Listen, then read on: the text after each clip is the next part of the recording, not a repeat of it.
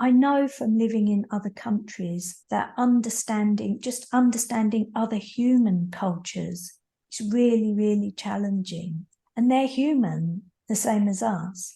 So I think it is just impossible to say what an alien culture might do. I think we wouldn't have to go very far to find life. I think life is far more prevalent than intelligent life, because we think we're kind of the pinnacle of evolution on this planet, but I think we're just a fluke, we're just a blip. We happen to have evolved. You don't need to be intelligent to survive.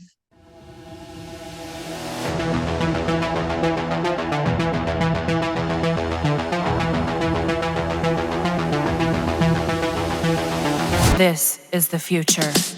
Hello and welcome to the Alternate Futures podcast, where we chat with indie sci-fi creators about their work, the world, and anything in between, or beyond. Today I'm here with JJ Green. Jenny is a British-Australian science fiction author who writes about ordinary people living with the challenges of existence in future societies. She was born in London's East End with the sound of the church bells of St. Mary's Le Beau, Cheapside, which makes her a bona fide Cockney. She first left the UK as a young adult and has lived in Australia, Laos, and Taiwan. She currently lives aboard her starship in Cambridge, UK, with her ship's cat called Black Cat, the cabin boy and chief engineer. Hi, Jenny. Thanks for joining me today. Hi. Thanks for having me. One of the things from your bio that strikes me is challenges of existence in future societies. So living with those challenges, which feels a lot like today in a way. Yeah, absolutely. The future is here now. Yeah. Did you ever think it was gonna come in your lifetime? Absolutely not, no. When I was growing up, I was reading the science fiction of the 1950s, 60s, and 70s. And that was all about how we're going to be overpopulated. We're going to run out of space. There's going to be billions and billions overcrowding the planet, or that we were all going to die in a nuclear holocaust. So now I'm kind of in my middle age. I found that none of those things has come true, although obviously nuclear is still a threat. But when I was younger, in as a teenager, the CND was really big, and that graphic novel, When the Wind Blows, was really popular. And I can even remember as a child getting public information leaflet through the letterbox telling us what to do in case of a nuclear attack, which, seems bizarre these days. And of course, things that they suggested were completely useless. I can remember it said that we should take a door off the wall, take a door out of the frame and prop it against the wall and go under it and get bin bags and bleach and some food supplies and some water and stay there as long as you can, which of course is just complete nonsense. You're just, delaying the inevitable. But it's different challenges. I don't think anybody could have predicted the challenges that we are facing today. Yeah, well, those pamphlets, for example, you were saying, it often feels like they just sort of give us busy work to distract ourselves sometimes, doesn't it? Because Yeah, basically, if you have an hour till a nuclear strike, the best thing you can do is just find your loved ones and, say your last goodbyes, basically, can't you? Yeah, that's right. Right. They probably wanted to make us feel as though they were doing something, Yeah. Well, and try to get us to not worry, but completely useless. It is interesting, though, this particular moment in history. Like, I agree that the overpopulation is definitely going to go away. It's not going to reach anywhere near what they were expecting, and it's going to, in fact, start declining not too long from now. But this short window we're in at the moment does feel like all of those apocalyptic visions could come true, doesn't it? Within the next couple years. if things go terribly bad. Yeah, possibly. Do you mean with climate change? Well, I'm thinking of, well, we're at the sort of nearing the peak population. So you were mentioning population and then nuclear, and we've got sort of near our peak population now, and we have, a war with a nuclear power going on. So in theory, both of those could happen more or less at the same time in some version. But I mean, I don't think they will, but it's just interesting time to be in. Yeah. Yeah. I think with the population, thinking back to like Soylent Green, the fear was that we would run out of resources. But what we've found is that, in fact, we have enough resources. We have distribution problems, but we have enough resources. And as you were saying, the indications are the population will decline.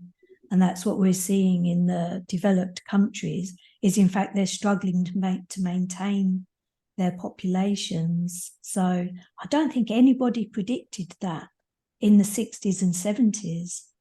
It's interesting. There were small predictions, but a lot of like the predictions that turn out to be true were sort of pushed away as unpopular or conspiracies. I think one that I bring up sometimes is the Carter catastrophe, which was a sort of from a mathematician in the 80s, which was the basis of a Stephen Baxter trilogy. And that was a prediction based purely mathematically on growth curves, which is essentially what we're seeing now. If we look at the growth curves, like our global birth rates have stopped increasing now for the last 20 years. The only reason the population is increasing is because longevity in the poor countries is getting higher. So we're already basically there. It's just seeing what the governments are going to do. But it was interesting because we were just talking before we started the interview. And where I am right now, they're continuing to build more and more houses. Yet, Europe and specifically the UK, our populations, if left to their own means, are declining massively, and so it's almost entirely propped up by immigration. Yeah, which I think might have been predicted, that we would get a big influx of people from poorer countries. But I think, in fact, the housing crisis is partly fueled by people who have money buy a house, and then they rent it out. Yeah. And also by the fact that fewer people are occupying more space. So a single person will live in a 3-bedroom house, whereas in the past, that was much rarer. You would get more generations occupying less space. So it's a complex problem, I think, that's not necessarily solved by building more and more houses. I think it's more nuanced than that. Yeah, it always is, isn't it? Especially like when we check the prices of the new houses here, they're close to £500,000. Wow. And you're like, this isn't entry-level houses, right? These are not for your sort of base level person. So the question is, who are they intended for? It's a very interesting. Yeah, I do agree with you. I think not only was there predictions of the migration, but I think it's been encouraged because the British, for example, the British population has been in decline since the 70s, and so they've known, the governments have known for a long time that they need large amounts of immigration to prop up the population, basically. But it's not a sustainable direction, I don't think, either. Yeah, I don't know what the future will hold, but certainly we need younger people to pay the older people's pension when they can't work anymore.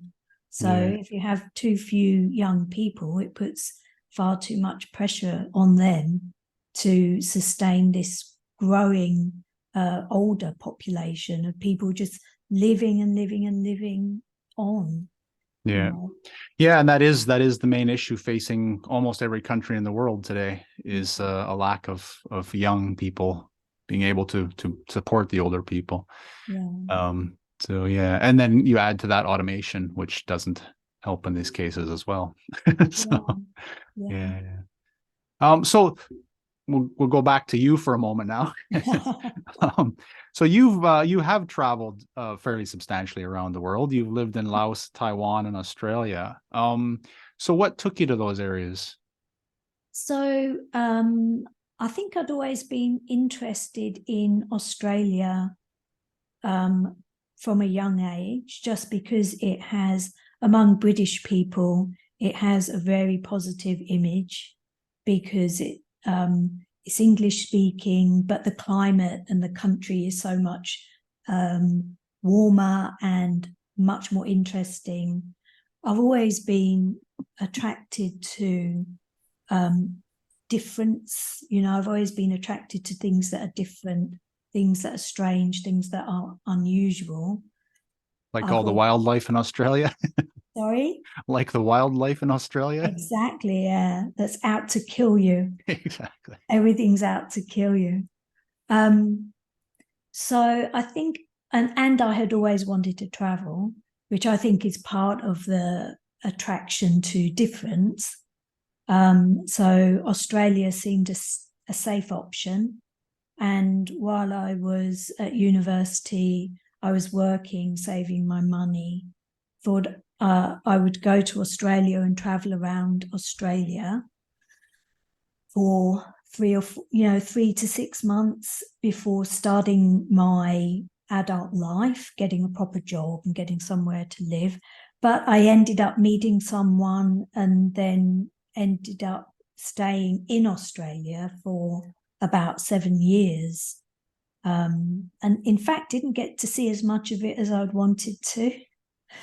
And then we were looking for somewhere to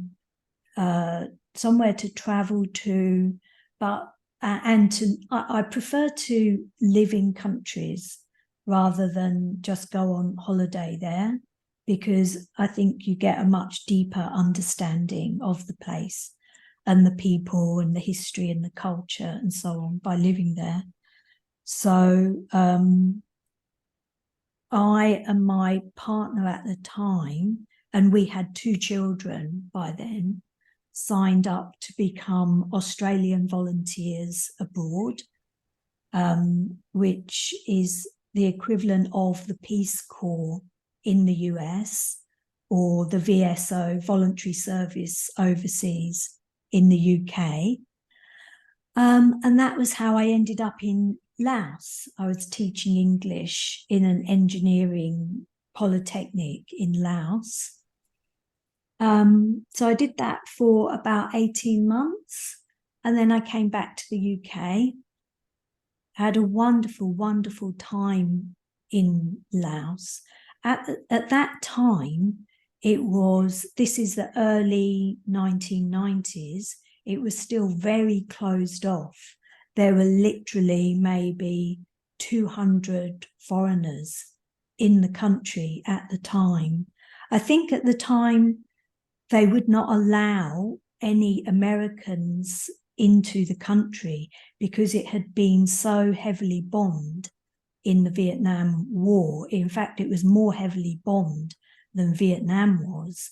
Oh, wow. So they had this, and of course it was communist as well, and still is communist, I think. So they had this enmity towards Americans. So they had shut off that entire, the Peace Corps, all the charitable work. Nobody from America could come in, which meant that the people who were allowed in were much fewer.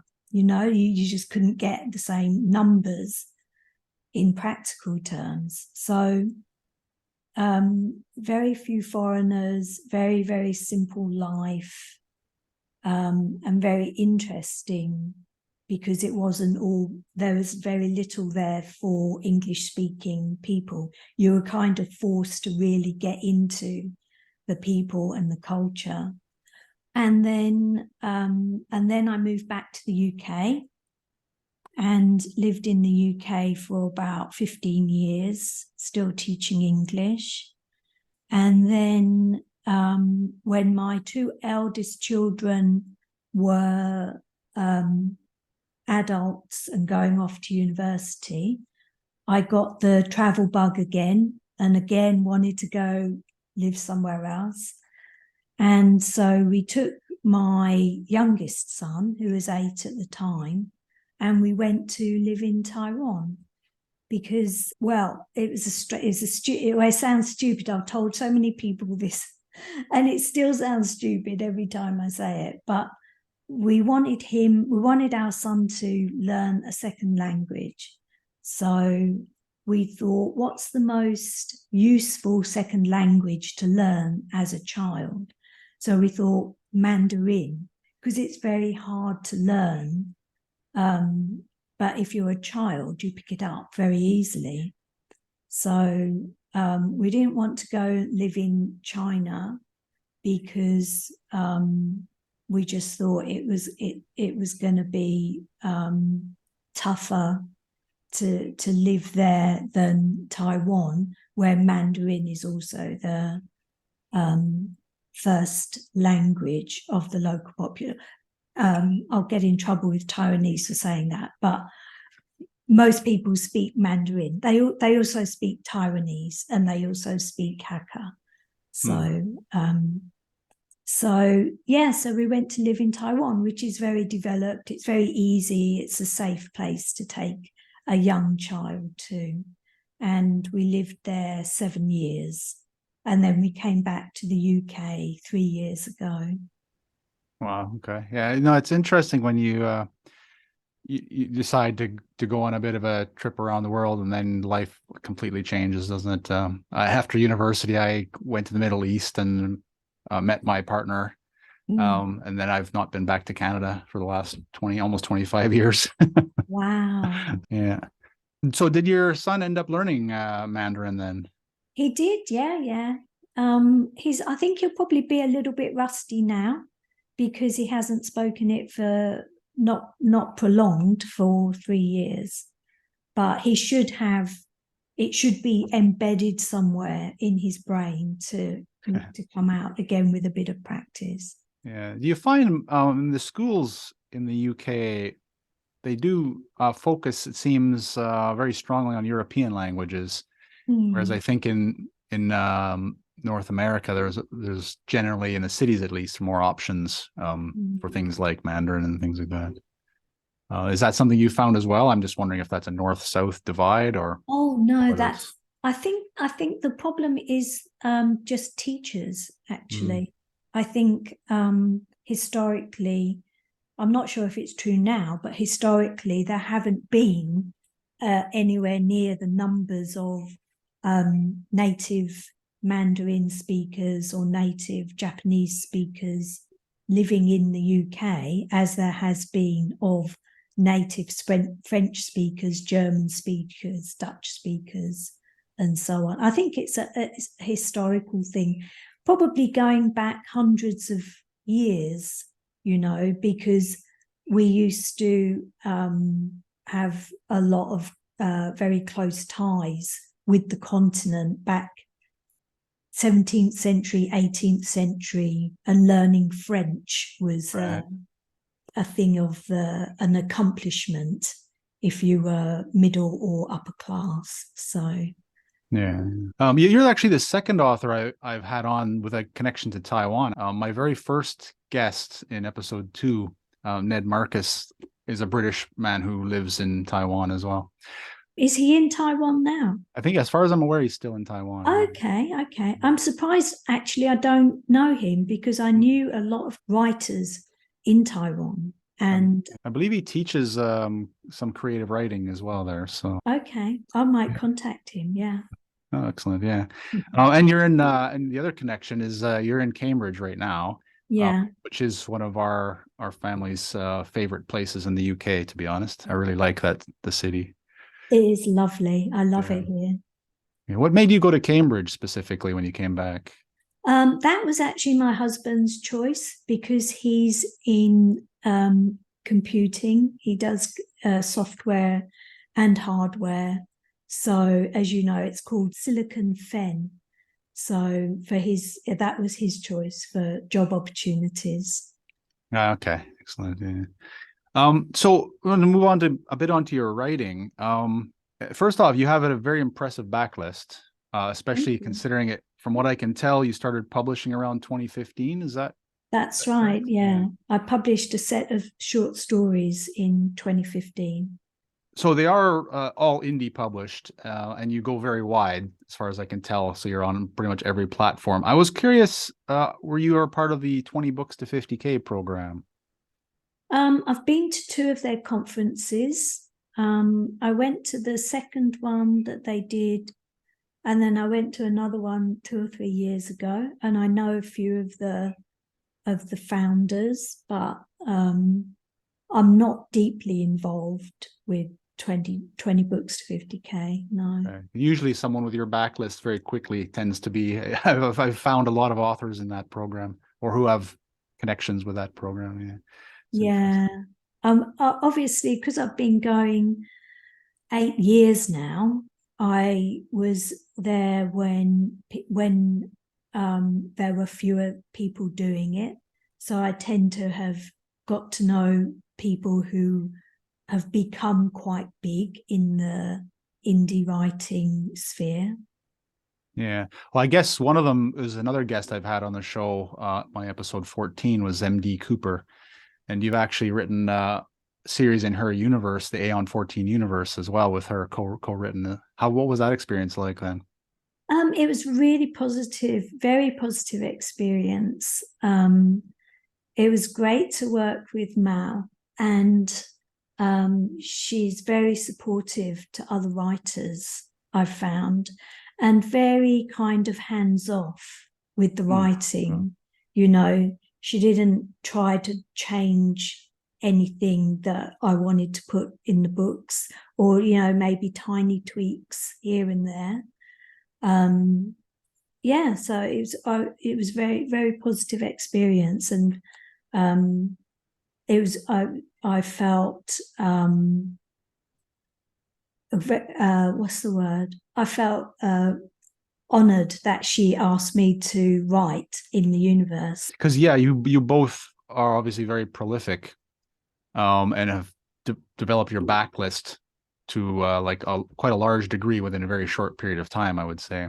What I'm curious about in regards to that is, well, so how do you approach that? First, I guess first question is, how much do you write a day? Would be the easy place to start, I suppose. Right. So I try to write a chapter a day, which for me is about 1,500 to 2,000 words. In order to write a lot, I always put up a pre-order in order to give myself a deadline to write to. I don't, I'm one of those people that if I'm not pushed, I won't do it. So I have to push myself to do it. And I just find, I mean, I'm not forcing myself onto a treadmill. I must produce X amount of books per year. I just find that is the rate that I write at comfortably, is about a chapter a day, which translates to, 4 books a year usually. It's just my pace that I've found over time. Right. So at the very beginning, because you have you have several series, and they're usually around 9 to 10, well, anywhere from 6 to 10 books long. And one of the first series, I think, was all published within about 1 or 2 years even. So did you write the entire series before publishing it? How did that go? Because that's very fast. I didn't know. So the very first series I wrote is my Carrie Hatchett Space Adventurer. That's my humorous science fiction. And that, I think, took me longer. I mean, I'm going off the top of my head, but I think that's 5 books. I think that took me 18 months, maybe something like that. But then I think what you might be talking about is my second series, which is Shadows of the Void. Yeah, that's the one. Yeah. That's deceptive because that only the first and the final book are full novels. That's 10 books. The 8 intervening books are all novellas. So that looks like it was written, really fast, big production, but in fact, it wasn't. Okay. But for that reason, I put that into 3 box sets, and I republished it as Chronicles. So the first one is the Galathea Chronicles. Second one is the Earth Chronicles. Third one is the Galactic Chronicles. And again, I'm not rewriting anything, but I'm just republishing it in a different format. So the impression it might give is that I'm producing these volumes and volumes of work, but it's not actually the case. But you still do turn out quite a lot, because you have something like 5 series. You got a new series starting soon, which we'll get to. Perhaps let you plug that in a bit. But so I was wondering, so you mentioned you write 1 chapter a day. Are you primarily then would you say a pantser or a plotter? I'm definitely a pantser. Oh, really? Okay. I would really love to be a plotter, because it would make my daily grind so much easier. If I know what's coming up, I can write much faster than that. It would just spill out. But a lot of that chapter a day is me sitting, gazing out of the window, thinking, would this happen next? Or how is this going to happen? Or, what's the right direction for this to take, So, no, I'm just a pantser. I usually have a vague idea of what will happen at the very end of the book, but how we will get from the beginning to the end is a mystery to me. It's interesting. So, because I was wondering then how you develop your series. So once you finish one book, sort of what's your process for, or do you already start with sort of some idea of how the series is going to go, or do you is each book sort of an entirely new adventure for you, the writer? Yeah, again, I usually have a vague idea of what will happen at the very end of the last book. But again, that is just the intervening events are a bit of a mystery to me. I usually have a stronger idea about what will happen with the characters than what will happen with the events, what their journey will be as a personality, and how the relationships will develop. So that's probably how the germ of the idea is more of the characters than the plot. And where do you come up with the ideas for each of your series?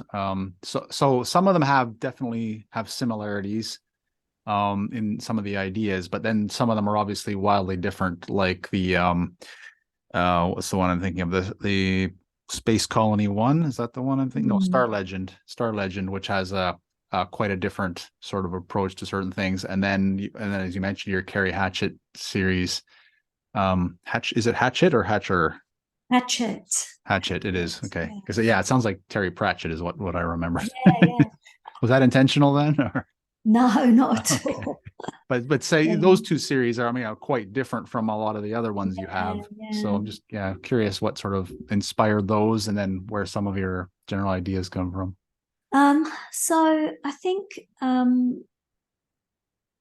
they can come from very different places. So I think the Space Colony one, a lot of those ideas are kind of sparked from science fiction that I've read, colonization science fiction that I've read, or films that I've seen, where I've thought to myself, actually, it wouldn't happen like that. That's not my vision for it. So it's more of a reaction to other fiction. Whereas the Star Legend, that comes from way back from when I was a very young child, reading about King Arthur and the Knights of the Round Table. And that was, gosh, I can't even think. I mean, I think I read The Once and Future King when I was about 9. And I read Marion Bradley, I think it is, The Mists of Avalon, when I was like 11 or 12. And I studied medieval literature. I studied the Le Morte d'Arthur and Gawain and the Green Knight, and this really obscure stuff. So with Star Legend, I was just sitting mulling to myself one day, and I said, what would happen if you put King Arthur in science fiction, if you married those two ideas? And I thought to myself, well, it sounds weird, but in fact, it would work so well, because a lot of those ideas that come out from the King Arthur legend, like these concepts of duty, concepts of honor, loyalty, fighting for what you believe in. These are all massive concepts in science fiction, particularly military science fiction, the ideas of do your duty, do the right thing, do the honorable thing.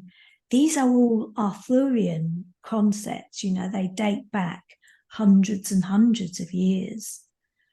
So I suppose the short answer is the ideas can come from everywhere, anywhere. Yeah, as good ideas do, don't they? Yeah. You also have a lot of or have your stories in a lot of anthologies. So I'm assuming you have a lot of good connections with other authors. I think that goes back to the beginnings when I first started writing, and because there were fewer of us around at the time, I just happened to get to know people who were putting together anthologies, and I always had the material. And in fact, I'm doing one coming out soon with I'm not sure how to pronounce her name. There's a writer called Kate Swed, Sweeted, who is putting together an anthology, and she wrote to me and she said, do you have anything? And because I have so much work now, if somebody says, do you have something that isn't in Kindle Unlimited that's about not earth-based fiction, do you have? I say, well, yeah, I have got something, because I just have a lot of work to choose from now. So it's just a happy accident. Yeah. So do you then, in addition to the novels, you sound like you write a lot of short fiction as well? I don't anymore, because honestly, just on a practical level, it doesn't sell very well. Right. If you want to become a full-time writer, the best thing to write is full novels in series, because they sell the best. So I don't anymore, but I did write a lot of short fiction when I was living in Taiwan, and I was in a writers group, and we used to meet every week. So I would often write a short story for a meeting to share. So I ended up with a lot of short stories. Now, before we get onto the science fiction, one other thing I was wondering is, so you have audiobooks out and you also have a YouTube channel and Mm, you do your own reading for your narrating for the audiobooks. I do, yeah. Do you have a studio set up at home then? Or I have an airing cupboard. okay. I'm not sure what Americans would call that, but in the UK, because we have all these old houses, we have water tanks in the houses that are in a little cupboard, and people put their towels and their sheets and everything in the air, and it's called an airing cupboard because it airs your clothes. So in our damp climate, if you want to get your towels and your bedding completely dry, you put it in the airing cupboard, which is warm because it has a hot water heater in there. And so in our airing cupboard, I have a microphone and soundproofing squares on the walls. Not soundproofing, sound dampening Right. squares on the Yeah. walls, and a little monitor to read from. And Oh, I excellent. record in there. Yeah, I did try my own recording at one point in the closet in our house, and it does have pretty good acoustic dampening in there, doesn't it? Yeah. So, but that's got to be. I mean, you're reading a book that's going to take you, 6 to 8 to 10 hours. Mm. Um, I'm assuming you read one chapter at a time and then sort of take your head out of the closet and recover or something. I've got better. I can now do 2 chapters at a time. Okay. Yeah. And then, as you know, a lot of time spent editing. Yes, yes. Have you thought about going to a service for that or finding a like out through ACX or something or Podium or something like that? No, I'm far too controlling to give that over to somebody else. With I'm not generally a controlling person, but with my work, I I with the exception of Mal Cooper's Eon 14 universe, where it was a good collaboration, but when it's my work, I want to be the final arbiter of its production, and so I'm far more comfortable with recording and editing it myself, because then I know it's come out exactly as I intended it when I wrote it. And of course, it's much cheaper. Audiobooks don't sell as well as ebooks. So, and they cost a lot more to produce. Yeah, yeah. I was wondering, so you said your partner is a techie, let's say. Have you ever thought of getting some of the AI voices involved in your audio productions? Yeah, I have thought about that. And in fact, I do believe it's fairly easy now. I have a couple of bookmarks of sites that you can just pick a voice and give them your book and it will produce it. I'm not completely against it, but I have a feeling that I would find it very unsatisfying to listen to, because it wouldn't be producing it as I would have. All right. Well, one thing I was wondering was, and to add to your editorial tasks for this, is in theory you could use the AI just for certain voices throughout your book, and not the entire narration.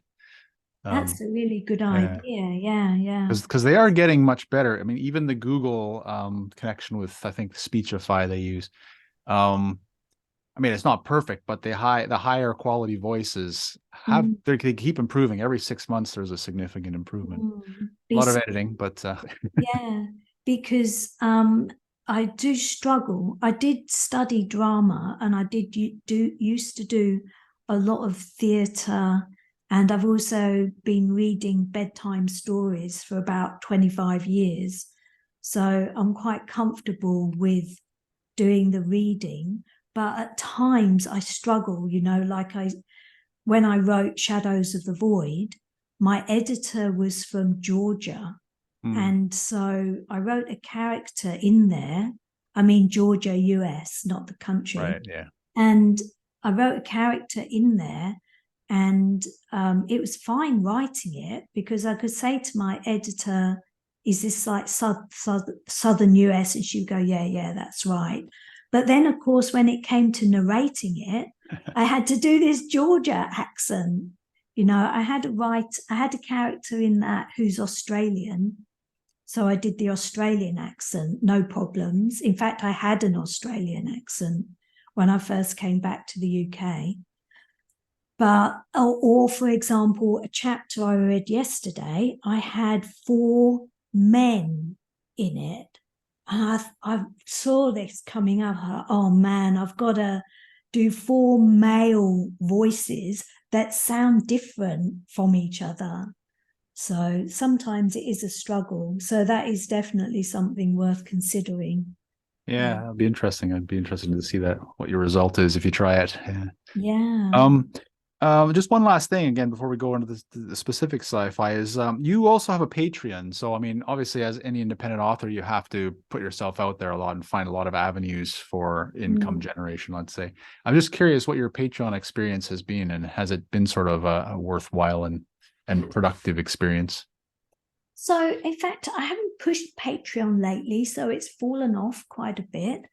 I initially started it up because if you put books into Kindle Unlimited, they have to stay exclusive to Amazon. But I have series that are wide, so I get readers writing to me and saying, when is such and such going to be available at Apple, or when is it going to be out on Kobo, and so on. So I started up the Patreon. I was taking a leaf out of Lindsay Buroka's book and making the books available to patrons before they were published on Amazon. So what happens is people can sign up. I don't do any posts other than saying, I've sent out the links to the books. That's it. And consequently, honestly, it's not strong. It's certainly not my strongest revenue stream at all. It is purely just a way of giving readers from the non-Amazon sites a way to get my books before they go live to the general public. Having said that, I have opened it up a little bit because I also get requests for paperbacks, signed paperbacks, and I have my own store as well at PayHip to sell directly. So in order to try and boost up the Patreon, I added another tier where I can send out a signed paperback, and patrons get a discount code to the store as well. Oh, so excellent. just trying to widen that out a little bit. Yeah. It does feel like the indie publishing sort of marketplace or landscape is potentially set for another evolution at the moment, I think. And I was wondering, I mean, there's places like Draft to Digital, which seem to be sort of developing further, and they recently acquired Smashwords, and so they looks like they might want to challenge Amazon. I was just wondering, as someone who is a very serious indie author, what would your hope for the sort of next 5 years in the indie publishing scene be? How would you hope that the entire sort of landscape develops for to benefit indie authors? I think that personally, I would like Kindle Unlimited to become non-exclusive, because I think that's kind of fostered a produce at all costs, whack everything into Kindle Unlimited advertise crazily on Amazon and Facebook. And it's become a bit of a grind, that is encouraging authors to write to a formula for it to become so much of a business that the creativity, and because the thing about science fiction is that it is fiction, but it's opening up to all kinds of possibilities. But I think something like Kindle Unlimited is negative influence, and people who desperately want to be full-time think they must write to meet those very narrow expectations, and so I think it's bad for creativity and exploration of new ideas. But I also think that it's bad for indie authors. I think there are a lot of people who really, really want to become writers, and so they invest huge amounts of time and money into achieving that by going the Kindle, the KU route, and end up burnt out and out of pocket.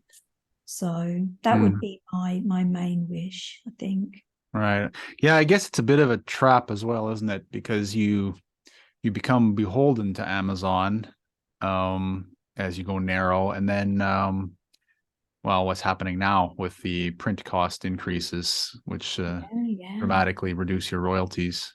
Yeah. Although generally, I mean, my experience is that my paperback sales only comprise about 5% of my income, and I think that's representative of the indie community. It's just so much easier to reach a huge audience with ebooks, isn't it, than shipping print around the world? Yeah. Yeah. So on to your science fiction then. So first of all, I was curious, sort of what are your inspirations behind your science fiction writing and science fiction interests in general? I would go back to 1970s literature, probably. I read huge amounts at the time. The ones that stuck with me are Philip K. Dick, Isaac Asimov, Arthur C. Clarke, Ray Bradbury, Frank Herbert.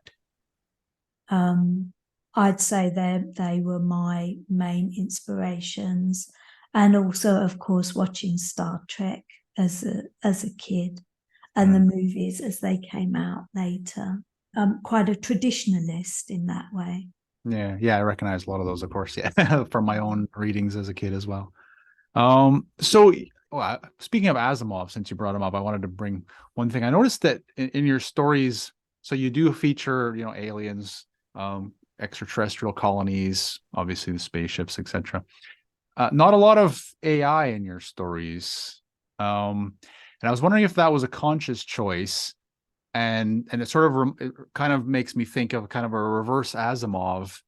And he was known for having robots but no aliens in his stories. And as far as I remember hearing, that was because his publisher said that they didn't want aliens in their stories, so he put robots instead. And I'm wondering, so did you make a conscious choice to not put AI, or is it just something you weren't interested in? I think I didn't make a conscious choice. In Shadows of the Void, they have these defense units, which are human AI hybrids, but they don't figure hugely. They figure more in the first and the last in that series. And then in Space Colony 1, again, I do have some, but I think it's just that I'm more interested in the human aspect. So although I have them, they're more in the way that you have data in the next generation, you know, because or Spock in the first Star Trek, that although they are there. I mean, AI in humanoid form is in fact more because they're exploring what it means to be human than exploring what AI is. Yeah, and that's interesting. So I don't know how much you've been keeping up on the generative AI lately, which has sort of really exploded in the last 6 months. It's interesting to me that, like, you brought up Spock and Data, which are sort of tools, I guess, in the storytelling, as you said, to explore humanity. And it feels like, for me, that the generative AI is a tool along that lines as well. It's almost like holding a mirror to ourselves in many ways, as how we create, for example, and things like that. A lot of people don't particularly like looking at it that way, but I mean, do you think that's a reasonable assessment? And how do you think that these tools might progress in that way moving forward? Because obviously we're hitting the doom and gloom stage of the narration, where people are, the media is starting to say, oh, thousands to 80% of the jobs will be lost, etc. So I'm just wondering your thoughts on that. Well, I think it's going to be transformative. How it will play out, I'm not sure. I used to write content before when I first started being an indie author, selling books myself. At the same time, I was a freelance content writer, and I did read the other day of a content writer saying that he'd been made redundant because his employer had said, "We don't need you anymore." Yeah, it is the kind of thing that the AIs are quite good Yeah, at. Yeah. yeah. I think there is a market for it, in the same way that there is a market for AI narration. That there's a section of readers, and possibly a large sector of readers, who will consume AI written fiction quite easily. I don't know about science fiction readers. We might be the last to fall, but because science fiction is or should be imaginative, explorative, whereas AI fiction is going to be highly derivative, Yeah, it's interesting because I kind of feel like, and I might be shot down for this by some people, but something like literary fiction would be sort of right up the alley of an AI. Because it's based on things that exist, more or less, and it's sort of an exploration of that. Whereas science fiction, as you said, is at its best, it brings up thoughts that we haven't necessarily looked at yet. It juxtaposes ideas that, and it doesn't feel, at least in my explorations of the AI yet, that that's a strength of the generative AI, right? It's primarily looking at stuff that's already been done and making connections between that. It doesn't necessarily have that leap to true creativity. But we'll see, because I mean, I'm looking at it from a writer's perspective. And if I like the art, for example, that's generated, which I think is quite creative, but I'm not trained in art, so I can't recognize sort of certain styles and things like that. So I might be biased in my interpretation as well. I don't know. Yeah, I think so, and I hold on to that hope, but the AI, it can only, it's like when people say, "Oh, the computer did it wrong." Well, the computer only did what you told it to do, right? Yeah. And the same with AI writing; it can only regurgitate in another form what it's been fed, whereas it will take humans to come up with something new. And that should be what science fiction does. So hopefully we'll be the last to fall to AI. I guess we'll see. So you have, let's see, so the Star Legend series, we'll go through some of these. So this is your Arthurian legends in space. Mm. And you wrote this is fairly recent, right? 6-book series, more or less published during the lockdown. I guess that the first question I had is, so as I was going through the first book of it, I wasn't sure when it was set. Is it set in like, is it around 3000? It's supposed to be. I don't like to be. I don't like to hamper myself with fixed times. So because of course, as we discussed, talking about what people imagined what would happen in the future and what's really happened in the future, two entirely different things. And also in science fiction, you tend to get a lot of really picky readers who will say, well, that can't possibly happen because of X, Y, Z. So when I started it, I had a vague notion that it was a couple of thousand years from now. So 4,000 years. Okay.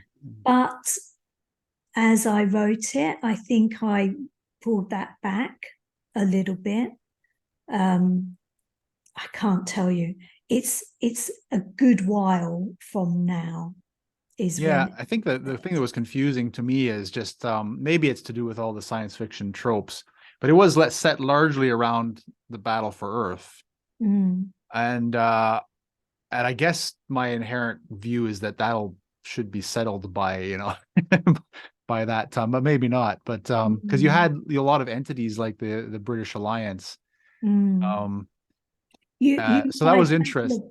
Battle for Earth, you mean battle by humans for control of the whole globe, right? Yeah, exactly. Yeah. Because I thought you meant battle with the aliens for. Oh, no, yeah. No, I know that comes later on, but yeah, no, it's the various political groups and entities within Earth that are battling it out, which felt inherently to me as a more near future thing, which is probably why I was confused. But so what was your thinking in that? So this is the Arthurian legend. So you wanted to have sort of entities that were somewhat recognizable or relatable to that story as well, or how did you approach the sort of whole world building? I think the problem with the Arthur, I had some fixed things that I couldn't change if I was going to stay true to the Arthurian concept, because the main idea is that he returns in order to save Britain.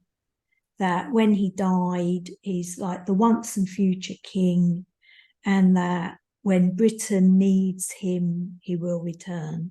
So I couldn't really change that. It had to be Britain. It had to be the Britannic Alliance, because Britain as itself is too small of a nation. Maybe in the future it will be completely different, but it had to be the Britannic Alliance. And so I drew on the Commonwealth and the traditional historical ties that Britain has had with other countries in the world to form that alliance. Yeah, that was where that came from. So you have basically 3 groups within the global political system in there. And I mean, like you just said, you had to have the British Alliance. And you have is it the Antarctic Project? And then the Earth Awareness Crusade. Where did those two come from? Because they seem, again, this is part where my confusion came from, is that one of them seems to still be building starships to leave the planet, which is what I would kind of be thinking as a more near future thing. And then you destroyed the political entity known as the European democracy in your world building. So I'm just curious what the thoughts for those two entities were. So in my mind, they represent two opposite and conflicting elements of human culture. So we have the Antarctic project kind of represents the business-minded megacore resource gathering, resource depleting element of human behavior. And the Earth Awareness Crusade represents the kind of New Age spiritualism, back to basics, back to our roots, alternative therapies, element of human culture. Okay, so like the Gaia versus the megacore, basically, Yeah, or something like that. yeah. Yeah.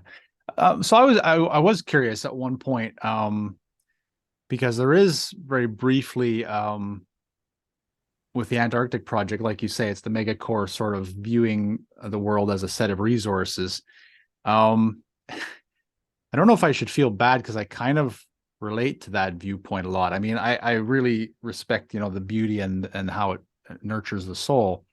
But at the same point, if you remove consciousness from the equation, then you're looking at what you could say, what is the purpose, but of such planets and such existence without anything to appreciate it. And do you ever think along those lines, or does that seem too disturbing of a, of a perspective? No. My feeling is that neither is completely right and neither is completely wrong. I don't feel that, I don't personally believe, and I don't feel that in the books I give the impression that I'm saying Lorcan Ua is completely wrong in order to want to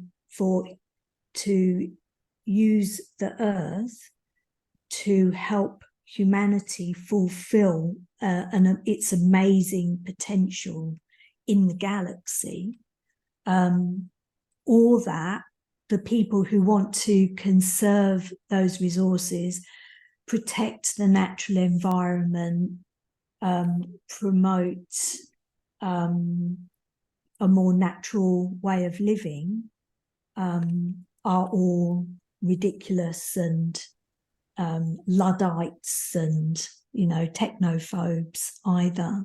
I think both have qualities. I think we need to respect both positions and to take the good from both of them. I think this is a theme that's becoming more important in a large number of our issues in society these days, isn't it? Ironically, as we seem to become more tribalized, the importance of bringing those two viewpoints together in some harmonious central perspective seems ever more important. Like you're suggesting there. Yeah. So you have the Arthurian legends in space, and then we'll move on. So you have the Star Mage saga, another kind of magical, kind of a little bit fantasy, well, more fantasy this one than perhaps Star Legend even. But so what was your approach for this? So for example, I'm reading through the blurbs on the books. It kind of made me think of a story idea that I had approached back when I started getting into this as well, which was I looked at Star Wars and I was like, well, you have the Jedi Knights with their lightsabers and then with the Force powers, and the movies tend to focus on the lightsabers because that's nice and flashy sword and sorcery. But what if you had a science fiction space story that was more focused on the magic? And that's what your series made me think of. And so I was just wondering what your approach to the Star Mage saga was, and the development of that sort of world building in that one. Well, that also kind of does relate to Star Legend in that the main character in Star Legend believes that, for the Earth Awareness Crusade, believes that, in fact, she has a deeper and better understanding of the physical universe than the megacore guy does. And so similarly, Star Mage Saga is sparked by, it was Arthur C. Clarke who said, any technology sufficiently advanced is indistinguishable from magic. Right. So in the Star Mage Saga, even the people who do the magic, in inverted commas, say it isn't magic. It's just something that I can do. And I don't know how I can do it. And there's no rational explanation for it based on our understanding of the physical laws of the universe. But it's real and it's not magic. If they say, people start calling it magic or it's like a magician's tricks, they say, no, it's not. It's just something I can do and I don't understand how. And it's supposed to be based in their genetic code. So although it is fantasy and it is science fantasy, I prefer to believe, as the writer, that it's still science fiction to me. Right. Do you develop the magic system at all in this story, in this series, or you leave it as you've described now? I have it. I have some. I have to obviously impose limitation on it, Right. Which I did by they have to imbibe a certain substance in order to perform the magic. And I do explore it later on. I do in the system there are 3 types of these mages, and the Star Mage Saga is named after the Star Mages, who are supposed to be able to generate their energy generate what they can do from energy from the stars. Whereas there are also spirit mages who get their energy from the energy coming from living things around them, which is kind of vaguely based in physics. And then there are also dark mages who get their energy from like dark energy. The universe is dark energy, but of course they're also evil. So there's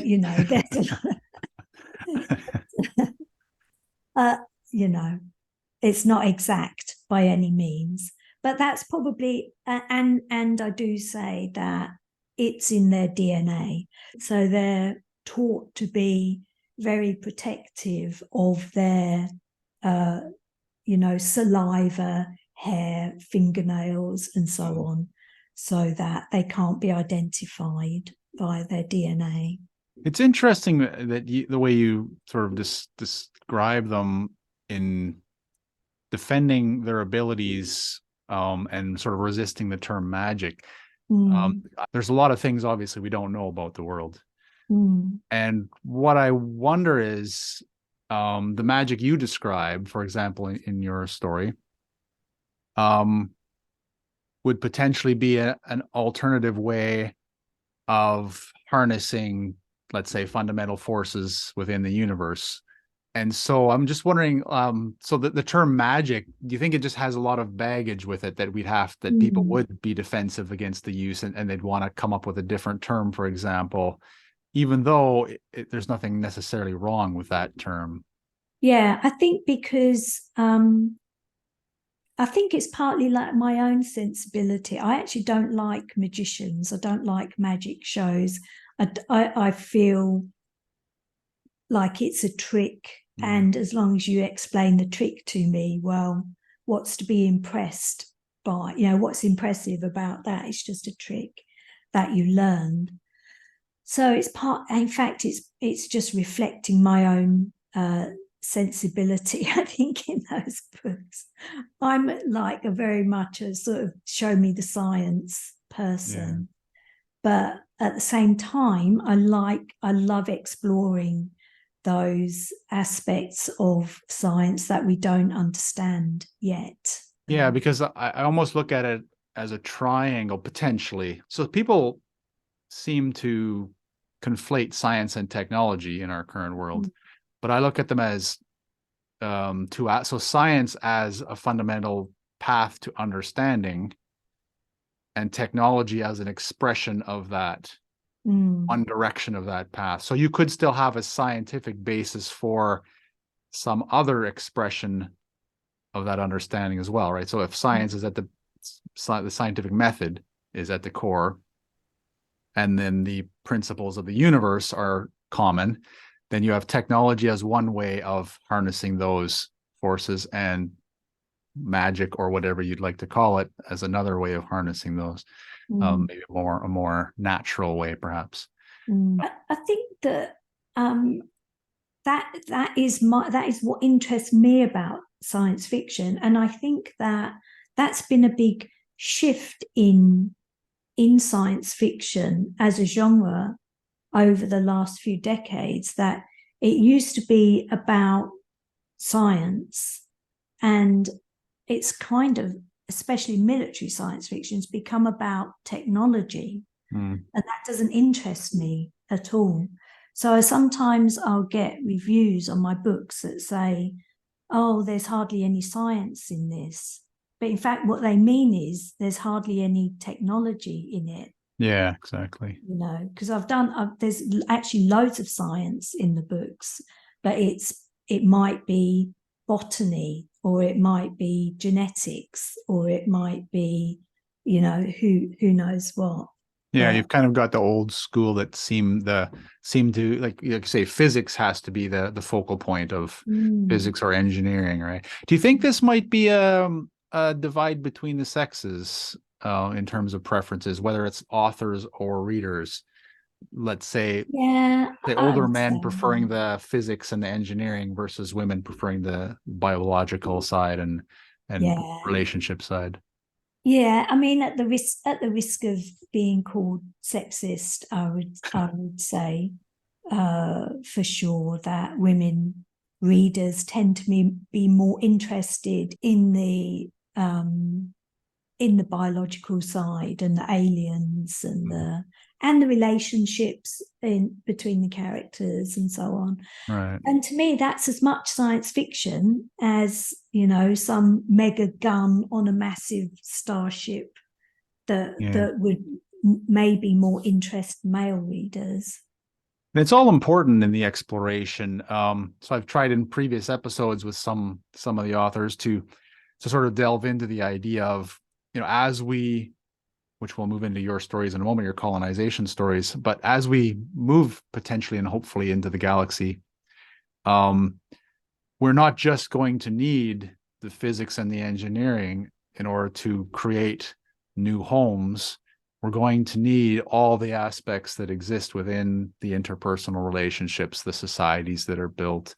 The physics and engineering will form the foundation for the structure, but then we have to populate that structure with a society, basically, which has all the other aspects of it. So clearly it's all necessary.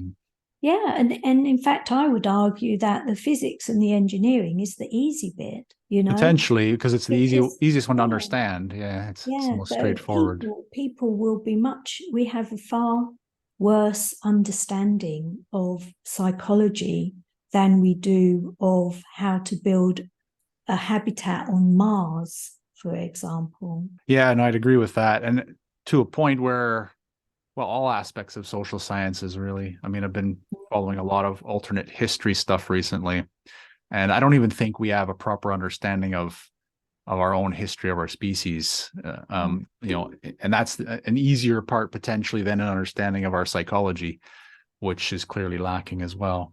So you do have several series that do feature colonization. So Space Colony 1 is an interesting one to me, because I really like the idea of generation ships, and specifically in storytelling.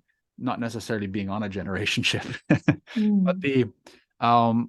what they allow for the storytelling. And like I think what you've delved into is the generation ship starts off with a particular mission. There's no guarantee that any of that mission will stand the test of the time and the generations in which it basically is fulfilled or carries through.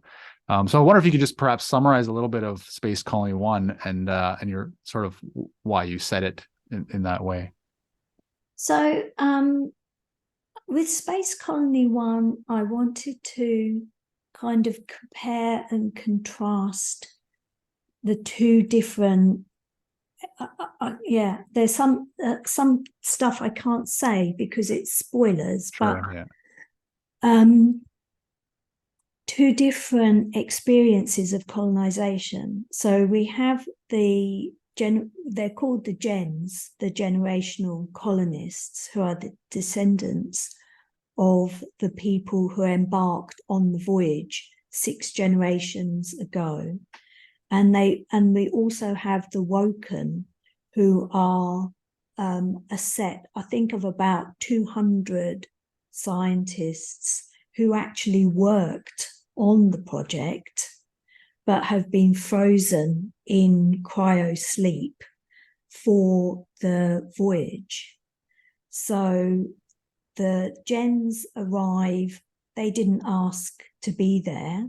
That was just their destiny assigned to them by their forefathers. And they have this task thrust upon them of creating a colony on a world when all they've known all their life is a starship environment. They've never set foot on a planet. They've never felt rain. They've never felt wind. They have no choice. It kind of reminds me of, there's been all stuff about the royal family. In Britain, we've had all this hoo-ha about all the royal family stuff. Well, in a sense, they're similar in that they're just born to this role. They don't have any choice about it. Whereas the scientists who are woken from cryosleep, this is their life's ambition to do this thing. They're all geared up and highly, highly motivated to make this colony work. Whereas the gens are just, they've been training as electricians and farmers and plumbers and, all their lives for this thing that they never chose themselves to do. So the series the first few books in the series explore those, as well as all the challenges that the two sets of humans have to overcome. And of course, naturally, there's attempts to sabotage the entire colony too. It's exploring how these two groups can learn to overcome their differences and get along and survive in that, in humanity's first deep space colony. You were mentioning the royal family as a kind of relation to this, but it feels even broader as a metaphor for sort of the way you've described it, as the children and their parents. No child comes into the world choosing to be there. And sometimes they're thrust into certain positions, as like with the royal family. But they're all sort of thrust into the world that they're not prepared for. And they just have to sort of, make do with the place they're given. And so it's an interesting metaphor in general. Yeah. I also like the idea that, so I don't think that this shouldn't be a spoiler, I think, because it's in the blurbs. But the notion that, let's say, they arrive on the planet and not everything is as they expected. So there's other inhabitants of the planet that they have to learn to live with. And so I've had discussions and listened to discussions in science fiction conventions before, and it's a kind of a growing thing, I think, within this science fiction community, and maybe even in the general public. The idea that, well, we shouldn't colonize other worlds because we might cause trouble to, any indigenous, life forms that might be there, microbes or higher life forms. And then I've actually heard people suggest, well, like prime directive type thing. Well, if we arrive there and there's another species there, well, I hope we'll do the right thing and kind of leave or something. And I find this idea flabbergasting in a way.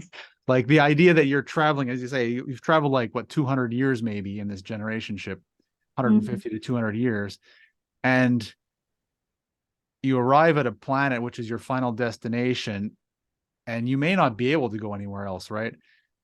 So just the notion that you have that option seems like we're looking at this whole, like some people are beginning to look at this whole process in this very sort of luxury oriented glasses, right? Whereas in your story, you've delved into this notion of you've got to kind of get on with getting on, and make do with the sort of cards you're dealt. You don't have the luxury of like necessarily a prime directive or something where you can just jump back into your starship and go to the next planet or something, right? So I really appreciate that. That's and so I was just wondering, is that sort of, did you build that in largely just for the conflict within the story, or have you sort of do you have an interest in sort of thinking through ideas of colonization as well? I think that it was practical considerations. In the book, the planet has been analysed from afar as being not inhabited by any kind of intelligent species. And in fact, at the time, humanity doesn't know of any other intelligent species in the universe. So they wouldn't have the kind of prime directive dilemma, but it was a practical consideration that they wouldn't try to impose heavily on the natural environment, purely because they did not know, couldn't predict the effects that it would have.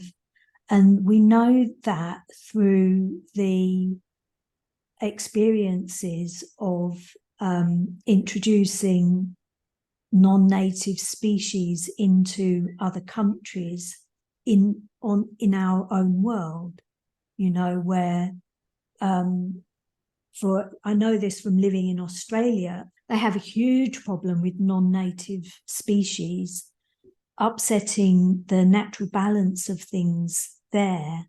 So it was a kind of practical consideration that, to me, that is just purely rational. So they make the decision that they are not going to bring any animals or insects. They're not going to bring any living thing that can move around on its own into the planet's environment, simply because they could be creating a massive natural disaster for themselves by doing that. So they have to be vegan, and everything has to be wind pollinated or grow by some other route, because they can't introduce bees. I think to me, that is just the rational thing to do. And that's why it is how it is in the book. But going back to what you were saying just before, is this idea that you would go all this way and then say, oh, we mustn't do that, let's change our mind and go off and find another planet. I think that comes from historical events in the colonization of across the globe, where people have looked back and said, that was really wrong, we shouldn't have done that, so we can't do that to an aliens on another planet. But the two situations are not really comparable. How are we going to ever make it to the other planet in the first place? And we would be annihilated. So Yeah. Yeah, I was wondering this is a contentious topic, obviously, colonization in the past, because clearly there was a lot of horrible things that happened due to the meeting of, like, let's say, Western cultures with other cultures. And but at the same point, do you think it could be a one-sided perspective, that we've kind of, maybe we had the other side of the perspective historically, which was like, oh, we have the right to do this, and now we've shifted to the second perspective, which is like, oh, that was terrible to do that, and somewhere in between, as we discussed before, is a reasonable truth, which is that yes, it was horrible, there were horrors, but also certain benefits came from those colonizations, even for the indigenous peoples. yeah, And well, so again, somewhere in the middle is the actual truth, which we'll have to come to terms with eventually. I think it's up to the indigenous peoples to decide for Mhm. themselves, you know, whether there were positives or not. I know from living in Taiwan, because Taiwan was colonized by the Japanese for a Right. long time. And I met a lot of Taiwanese people who loved the Japanese. And they said, well, they brought railroads, they brought plumbing, they brought indoor plumbing, they brought a medical system, they brought an educational system. At the same time, the Taiwanese were not allowed to speak Taiwanese at school and were beaten if they spoke anything other than Japanese at school. So I just think as a person whose ancestors colonized other countries, it's not up to me to decide whether it was positive or negative, or, you know, it just happened. Yeah. Although I think we do have to take some meaningful lessons from it, because we will be most likely doing it again, right? If we're to survive, like let's say, like in your stories, for example, when we contact other planets.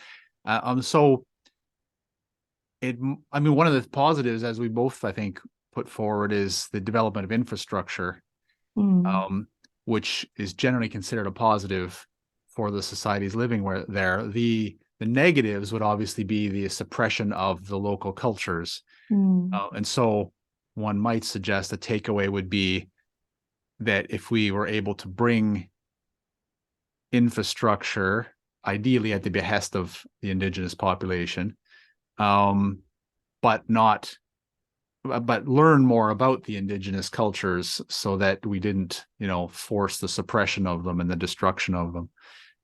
That might be the best of both worlds. I don't know, but that's Yeah. quite hypothetical. I think the big takeaway is, let's not do that. If we're invited to help, that's fine. That's one thing. But it's just a bad idea. But again, on Earth, we've already, we've covered all of that now. But if we again go to another planet, we're going to have all kinds of things coming up, aren't we? Survival trumps almost everything in the end. And it depends how strongly you want to survive, I guess. It's a huge moral conflict. In the Space Colony 1 series, they're going to a younger planet that hasn't developed no intelligent species has developed there. It is a younger planet, but doesn't have to necessarily be a younger planet for no intelligent species to have evolved there. So they face that. The original founders of the project face the question, well, is it right for us to go there and throw this massive spanner into the works of natural evolution on that planet? And they just say, well, right or wrong, we're doing it. We're doing it, and it will cause massive disruptions, and it will completely alter the course of the natural evolution of life on that planet. But then that's happened on our planet too. We were hit by a massive asteroid that completely Multiple, overturned. probably, yeah. So yeah, Yeah.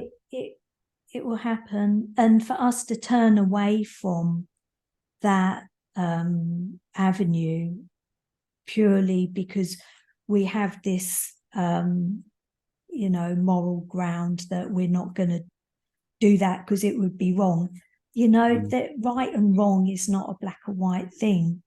Yeah, well, as you mentioned, I'm wondering if we're guilty of too narrow of a viewpoint.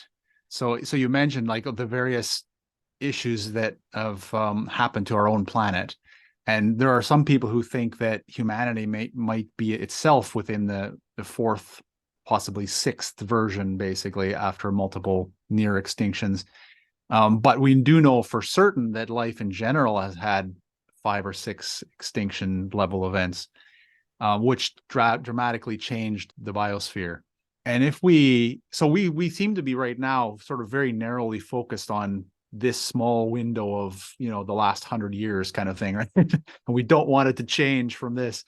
But in terms of evolution, like if you take a broader perspective, so again, we're looking, even if we expand it to planet by planet, it's still narrower than what I'm suggesting. If we look at evolution on a galactic scale, then all of this intermixing of the planets is just another form of evolution potentially. Cross-pollinating different planets. It would be almost like cross-pollinating different, geographies on our planet, for example, or even just different, parts of the country.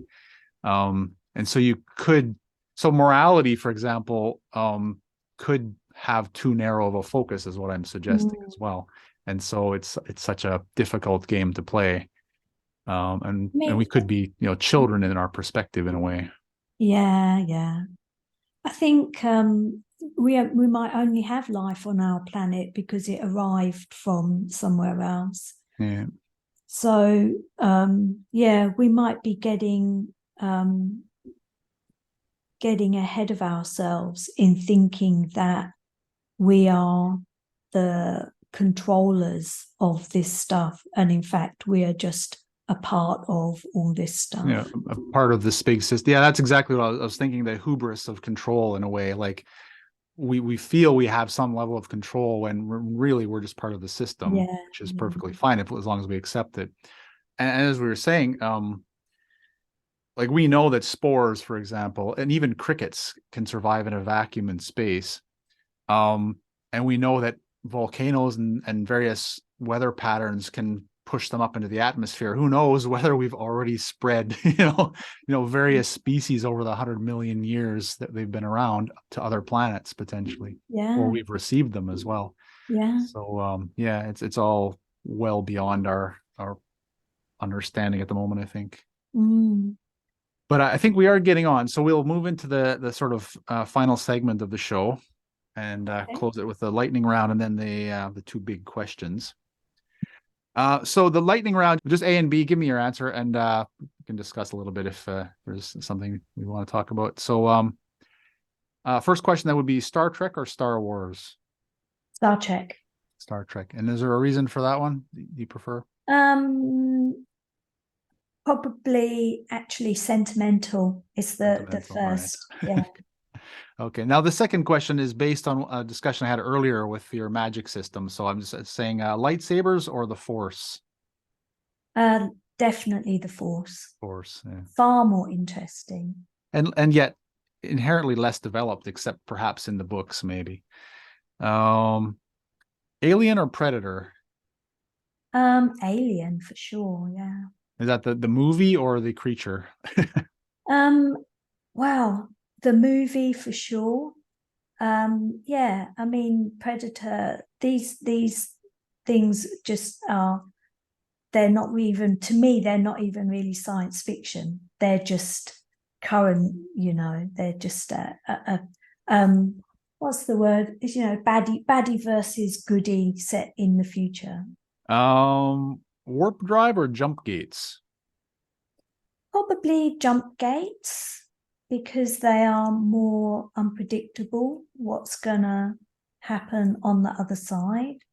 Warp drive to me is more pedestrian. It's more it's more grounded in reality. So you're looking at this one from with your author hat on, then, as Yeah, a potentially how you'd read it. I'm definitely more Stargate than traveling great massive distances. Right. Did you see Babylon 5 series then? No, that's the one I have not watched. Okay, and that was quite good. Yeah, the first four seasons especially. Yeah. Okay.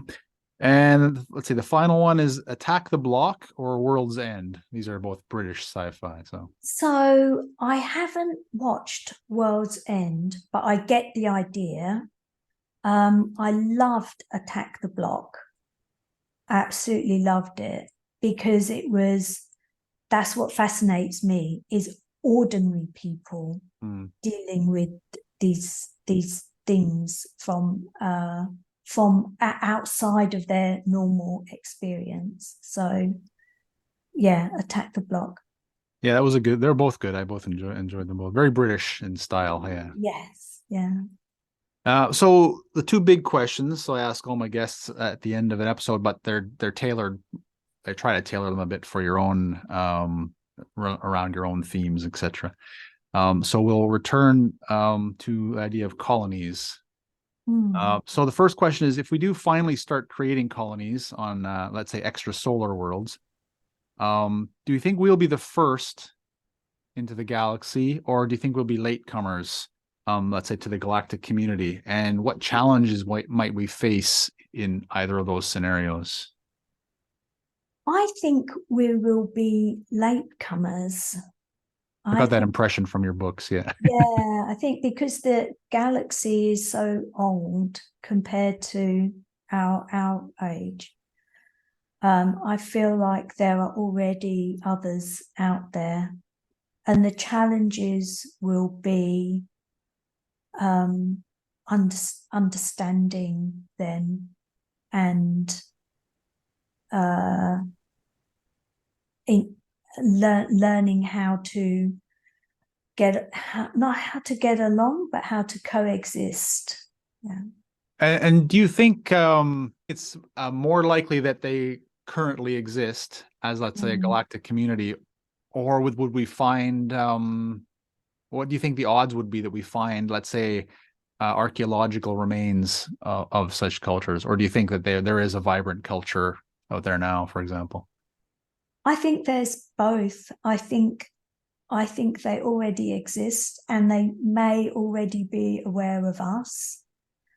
And I think there are also cultures that have risen and fallen and become extinct in the time that the galaxy's been around. And how far do you think we'd have to go? And again, obviously, this is all speculation because none of us have any idea.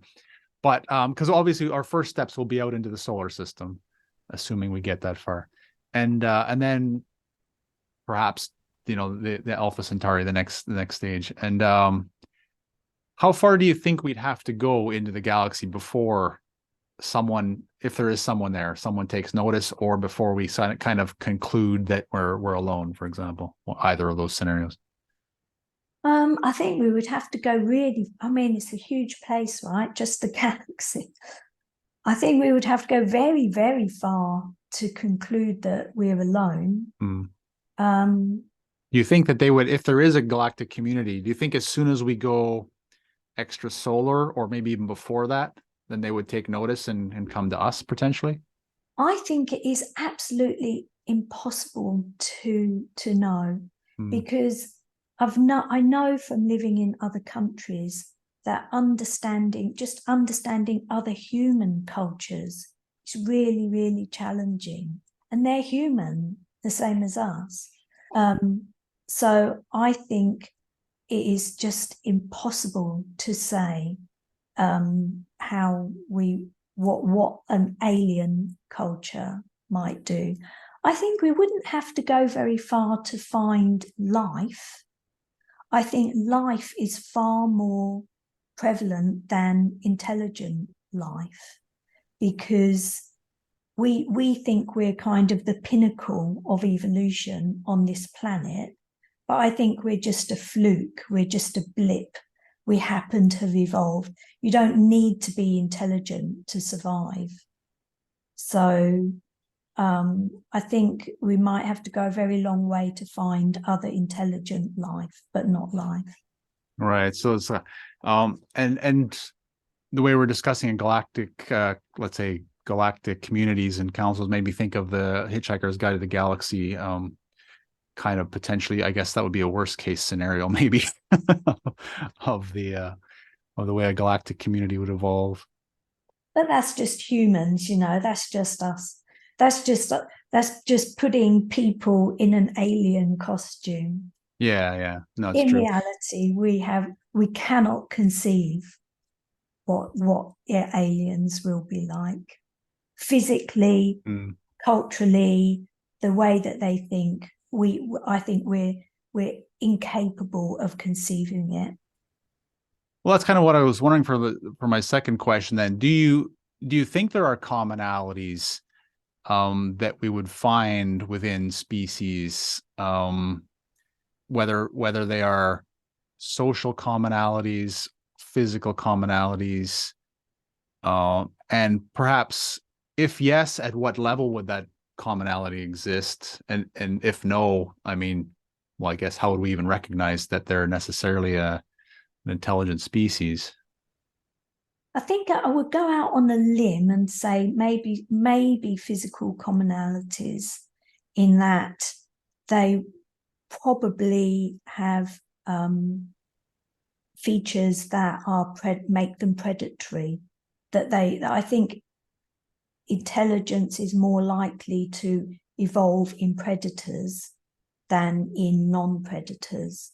So they would have things that enable them to catch and eat, like forward-facing visual organs, limbs that can manipulate these kinds of things. That I think physical commonalities maybe, and maybe features of intelligence that are commonalities as well, like curiosity and pattern finding, things like that.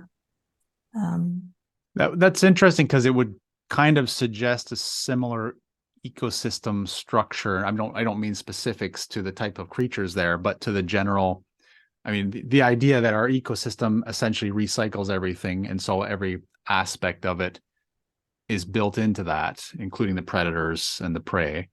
And if the predators are the ones that evolve intelligence, then that would suggest that we're going to have similar natures and characters to the species that enter the galaxy potentially. Possibly, yeah.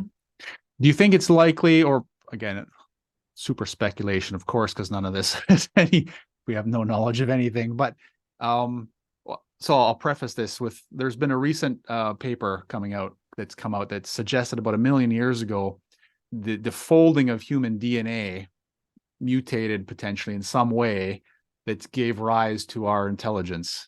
So what happened is there's some mutations that changed the folding pattern of the DNA so that it allowed the expression of different proteins. And that gave rise to our intelligence potentially. And we're the only primate species that this was observed in. And this, from a science fiction author perspective, or perhaps even conspiracy theory perspective, could suggest an uplifting of a species. Now, if that happens, if there was uplifting of species, or if other species are doing uplifting, that could mean that any species could be uplifted potentially, which case we might see entirely different types of creatures rather than just the predators out there. Do you think, what are your perspectives on this kind of thing? Do you think there might be aliens going around uplifting species, or would you think it's primarily evolution, for example? Yeah, I think it's primarily evolution, and I'd be very interested to read that paper, because there's a lot of facets to intelligence, a lot of biological markers for intelligence that I'd be interested to hear how it could be attributed to a particular thing on DNA. I think it's already been shown it's several, linked to several chromosomes on DNA. I'm not ruling it out. I think it would be cool if aliens were going around picking a species, but I think we already have enough evidence to explain how we became intelligent. For example, developing language. There's a gene for language, and that's like mutated from something else. I think that has I think a lot of it is due to that. So I think on that note, then a lot of discussion of things that we have very little knowledge about, but that's what science fiction is for, to explore these things. But on that note, I think we're about out of time. So it's been great chatting with you. But before we go, perhaps you can just sort of tell us what you have coming out next, because I know you have a few books that are set on pre-order for September. And then whether you'll be at any events or anything online or real world, and then where we could find you online. Okay, so I'm writing the final Space Colony 1 book at the moment, which will come out probably July. It's set for September, but in fact, I always give myself a bit of wiggle room. And then that will complete all my current series. And I have the next series will be Interstellar Fleet, which is a spin-off from Star Legend, where they will be, I'm envisaging a very long series involving exploring individual planets via this colonization fleet. I also have a Kickstarter coming up in June for the Star Legend series, where I will be offering signed hardbacks of the entire series, as well as 2 new stories about events that happened after the end of the series. And I think I'm probably going to go to Glasgow World Con next year and have a table there in August 2024. Okay. Yeah. That's not too far from us. Maybe I'll come up and see you then. Yeah, it'd be nice to see you there. And readers can find me on YouTube. I have the audiobooks are going up on YouTube every week under JJ Green, or they can go to my website at jjgreenauthor.com. That's excellent. Thank you very much. So JJ Green, thank you for joining me today. You're welcome. Very nice speaking to you. And thank you for listening. Information and links related to this and all episodes are available at alternatefutures.co.uk. I'm also over at Substack under Alternate Futures, where I post articles on science fiction, socio-technological issues, and futurism. You can subscribe for free or sign up for a paid account if you'd like to support the podcast. If you've enjoyed this episode, why not share it with friends, writers, and other sci-fi fans you know? And if there are any indie sci-fi creators you'd like to see featured, send me a message at podcast@alternatefutures.co.uk. Once again, I'd like to thank you for listening, and I hope you'll join me on the next episode. This is the future. Human error.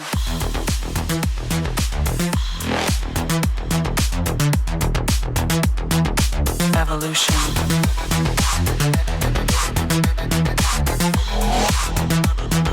This is the future.